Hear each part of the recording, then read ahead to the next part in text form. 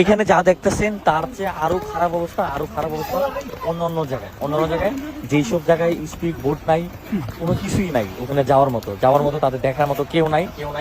কারণ এতটাই ভয়াবহ অবস্থা, এতটাই খারাপ অবস্থা, সেখানে এই পর্যন্ত যারাই চেষ্টা করছে যাওয়ার জন্য সেখানে যেতে পারে। কারণ এখানে সবচেয়ে বড় সমস্যাটা সেটা হচ্ছে বোট, একটা স্পিড বোট, একটা ট্রলার, এগুলো কোনো কিছুই নেই, যার কারণে কিন্তু বাচ্চা থেকে শুরু করে বয়স্ক কাউকে কিন্তু উদ্ধার করা যাচ্ছে না ওখান থেকে। অসংখ্য মানুষ শুনেছি যে পানির সাথে ভেসে গেছে। বাংলাদেশের বিভিন্ন প্রান্ত থেকে কিন্তু অনেক ভাইরা চলে আসে এই মানুষগুলোর পাশে দাঁড়ানোর জন্য, কিন্তু ওইসব জায়গায় কিন্তু এখন পর্যন্ত যাওয়া সম্ভব হয়নি। কারণ স্পিড বোট ট্রলার কোনো কিছুই নেই, কারণ 31 বছরের ভিতরে এরকম ঘটনা কিন্তু এখানে ঘটে নাই। তাই এখানে মানুষ কিন্তু স্পিড বোট ট্রলার এগুলা ইউজ করে না। আর একটা বিষয় হচ্ছে যে এই মানুষগুলো কিন্তু 12 ঘন্টা 14 ঘন্টা পানিতে ছিল, এক কাপড় বের হয়েছে। তা ঢাকা থেকে যারা আসবেন ভাই, অবশ্যই আপনারা শাড়ি